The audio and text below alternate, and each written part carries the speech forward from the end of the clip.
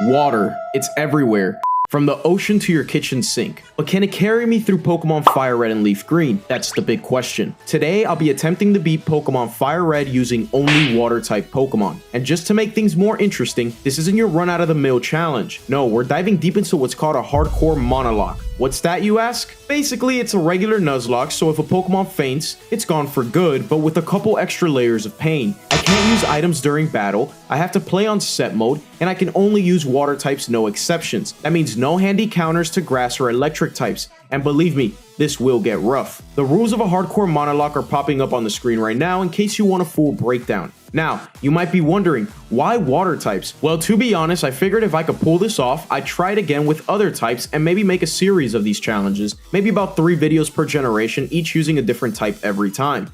But let's not get too ahead of ourselves, because first, I need to survive this run. While I have you here, I want to quickly thank you guys for all the support on my most recent video. Without you all, I wouldn't be motivated to keep going, so thank you for that. It really means the world to me. And trust me, those shiny only videos, they take forever to make, and I really want to be more active on the channel, so that's why we're here. But for all the new faces, do me a favor and hit that subscribe button, and leave a comment down below on who your favorite water type Pokemon is and why. With that being said, grab your raincoats because we're about to find out if I can ride the wave to victory or if I'll end up washed up. Ladies and gentlemen, we're doing it all over again. It's time for the Pokemon FireRed and LeafGreen water-only monologue.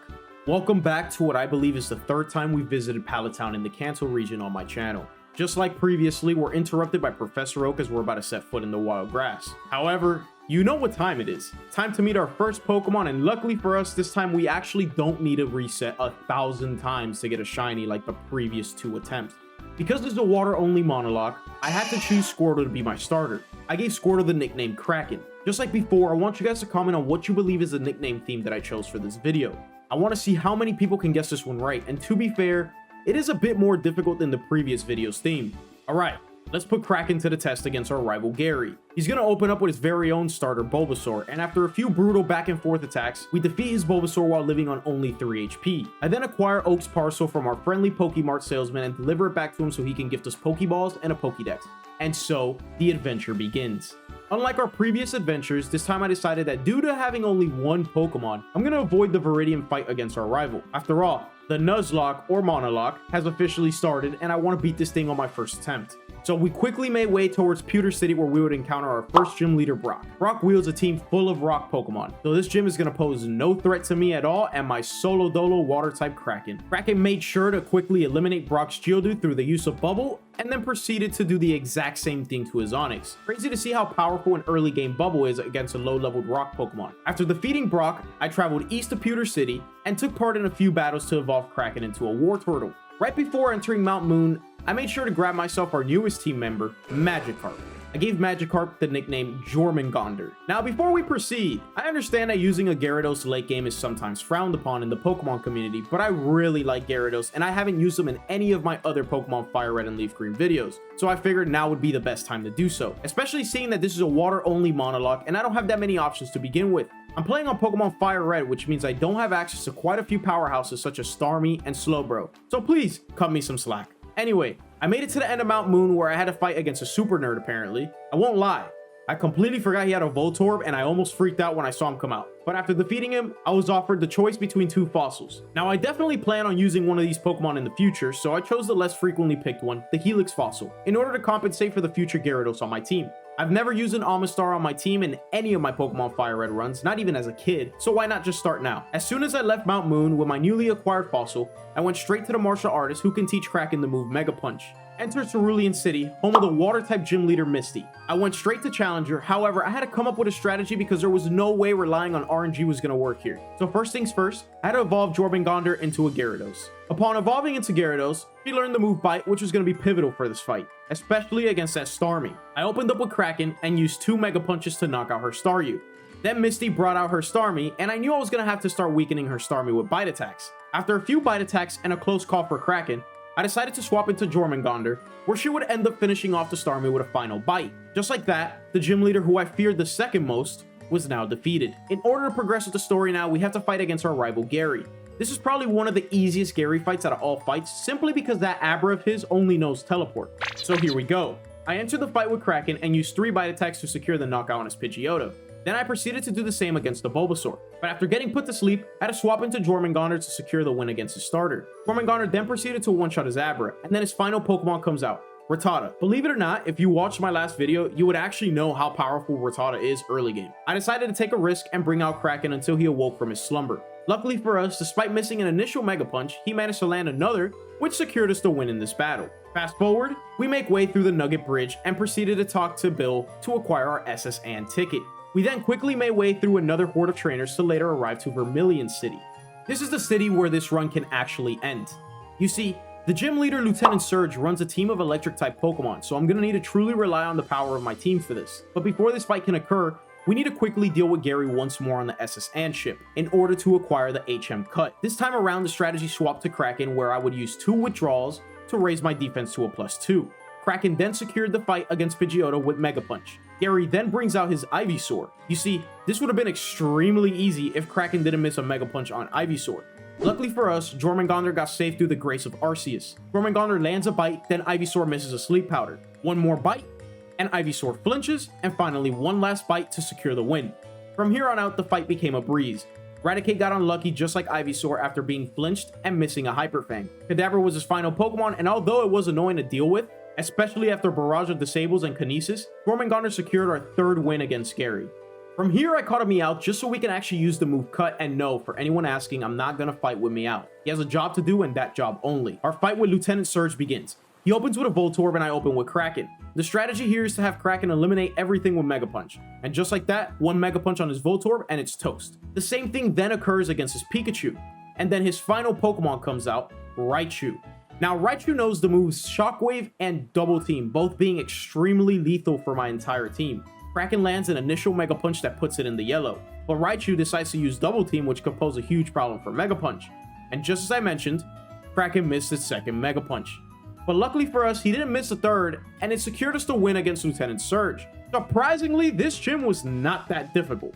I really expected it to be way worse. But anyway, the 3rd gym badge is now on our belt, and now it's time to take on the most annoying cave in all of Pokemon history, Rock Tunnel. Of course, we had to use a guide to get through this cave just like all other times before. However, this time I actually had to make some trips to the Pokemon Center because I did not want to lose any teammates in battle. And for your information, this made it even more annoying to get through. We finally made our way out and entered Lavender Town. In order to avoid any casualties on the team, I went straight to Celadon City where I would acquire a 3rd addition to the team and honestly perhaps the strongest Pokemon on this team, Eevee. Actually, it's not an Eevee, it's Cthulhu the Vaporeon. Before stepping into Erica's gym, I made sure to prepare for it by teaching both Cthulhu and Jormungandr Ice Beam.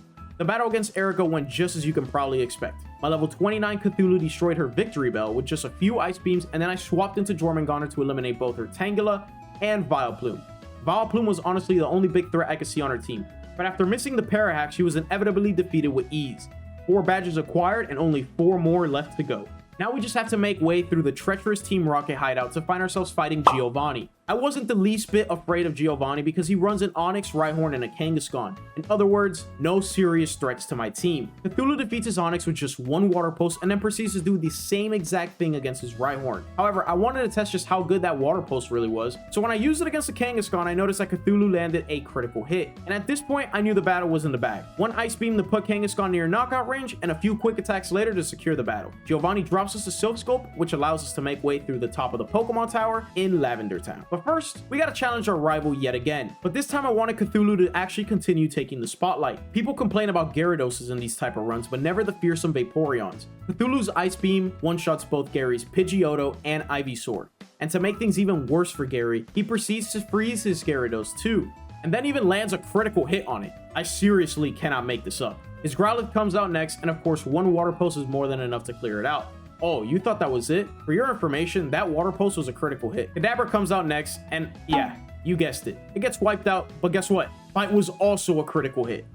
Damn! Can somebody do the math and tell me exactly what are the chances of hitting 3 back-to-back critical hits in a row with 3 completely different moves? I think it's pretty safe to say that Gary's team is no longer a threat to mine.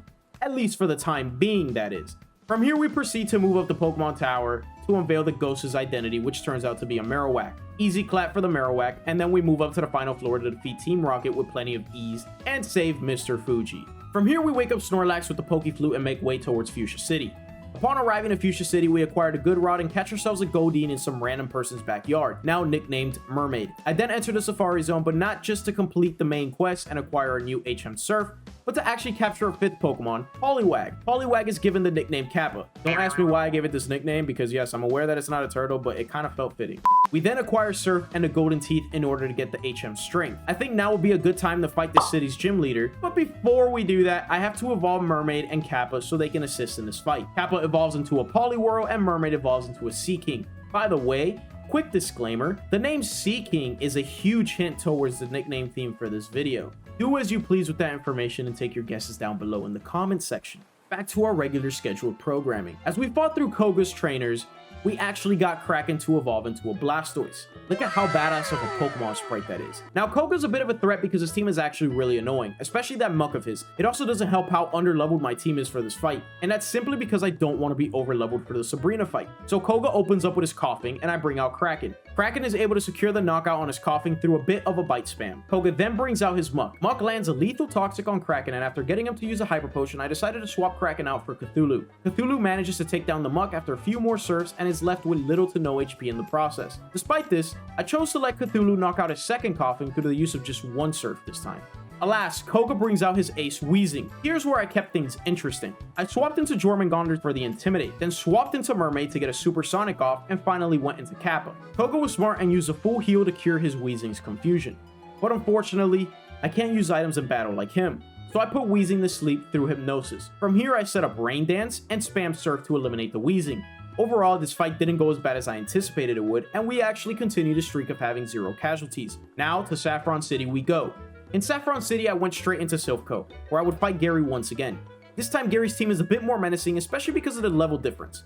I open with Cthulhu, as usual, and use 2 Ice Beams to eliminate his newly evolved Pidgeot. Gary then brings out his Venusaur, but this time it didn't go like the last time, and 1 Razor Leaf leaves Cthulhu in the red. I'm in danger! Tell me how Ice Beam froze Venusaur though. I'm pretty sure that's only a 10% chance. Anyway, I swapped into Jormungandr and let her take care of the Venusaur for Cthulhu. He then brings out his very own Gyarados, and after a bit of back and forth fighting between the two, I swap out Jormungandr for Kraken. From here, the rest is history. Surf knocks out his Gyarados, Surf one-shots his Growlithe, and just a few bite attacks needed to finish off his Alakazam. After defeating Gary, I spoke to a random NPC who just gives away a Lapras for free. Needless to say, Lapras is definitely going on the team this time around. I'd like everyone to welcome to the team, Loch-Ness. You guys are going to see what Loch-Ness's role is at the end of the video. I continued onward to Silphco and encountered Giovanni once again. Just like the last time, my team strongly overpowers him in terms of typing, so this fight went pretty smooth. Cthulhu cleared his Nidorino through a couple of surfs, and even put a dent on his Nidoqueen that followed. I then swapped into Kraken and finished off the Nidoqueen with just some more surfs. No brain needed for this fight. He then counters me with his Kangaskhan, but that was no threat to Kraken. A few Mega Punches and a Surf later, and Kangaskhan is immobilized on the floor. His final Pokemon was his Rhyhorn. Yup, the same one from before, but just like before, one shot. We then talk to the president and get gifted a Master Ball. Obviously, we're not going to need it, but it's still a very generous gesture. With that being said and done, time to challenge Sabrina, the Psychic-type gym leader. Here, the only strategy I can really see myself using is just constant bite spam. So with that being said, she brings out Kadabra first, and I bring out the MVP, Cthulhu. Cthulhu does a great job here by needing to only use 2 bites to take down the Kadabra. But that's not all. He does the same exact thing to her Mr. Mime. And then she brings out Venomoth. 1 Ice Beam surely does the trick. Her final Pokemon is her ace Alakazam. Honestly, this thing terrifies me. Only thing is, Sabrina messed up by setting it up so much with Calm Minds. You see, all it took was 3 bites just for the Alakazam to go down. If it would have used Psychic on turn 2, I would have found myself in a pickle. But hey, I'm not complaining. Only 2 more badges left, and I have the type advantage in both of those challenges.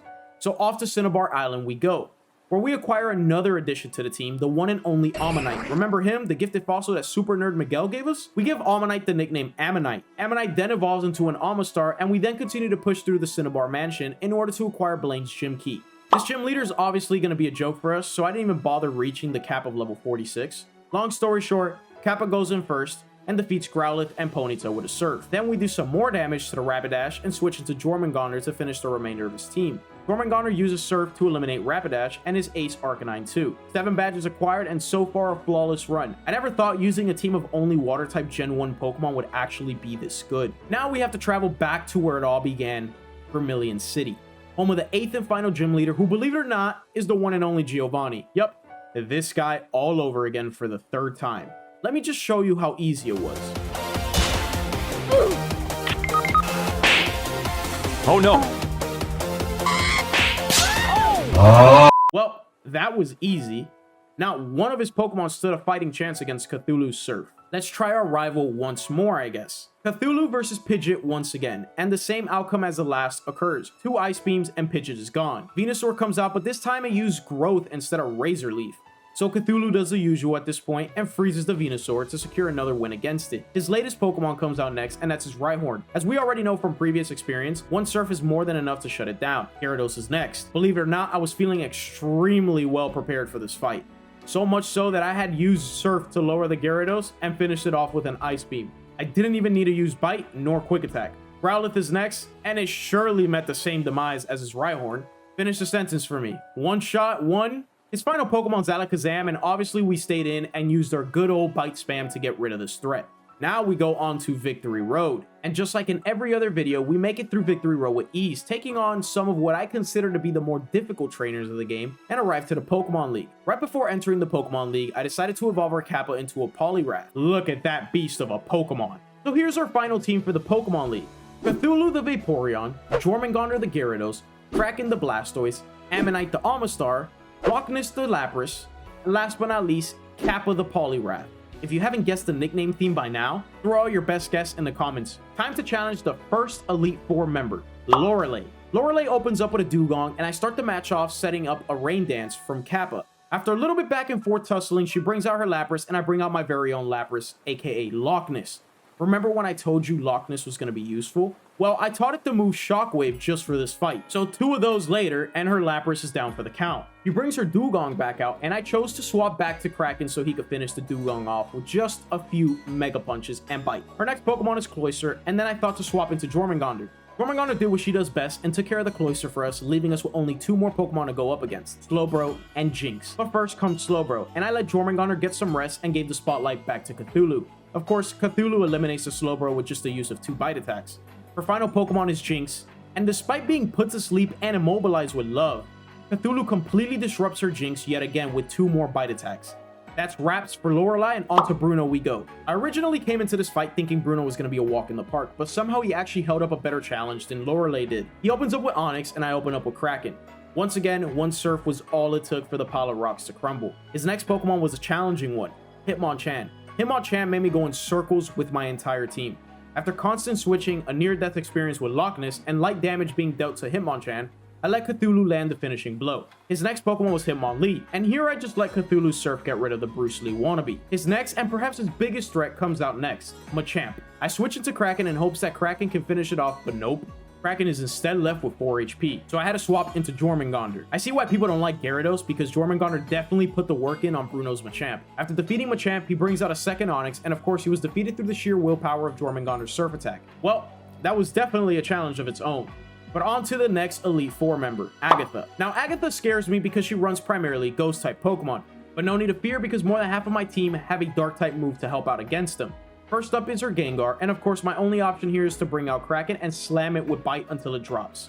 Luckily for us, we managed to do it with ease. Then comes out her Golbat, and Loch Ness made sure to take care of it through the use of Shockwaves. Next is her Arbok, and Arbok's an interesting opponent to face because it almost destroyed Kappa, and Kappa couldn't even one-shot it with a single Earthquake attack. So of course, we had to swap into Cthulhu to finish the job. Cthulhu stays in against her second Gengar and manages to bring down its HP at least to the point where Jormungandr could finish it off. I won't lie, that Gengar of hers is an absolute menace, and I hope to one day be using one of my own. Her final Pokemon is a Haunter, and I bring out Ammonite because I feel he's deserving of some screen time. However, unfortunately for us, Ammonite gets put to sleep.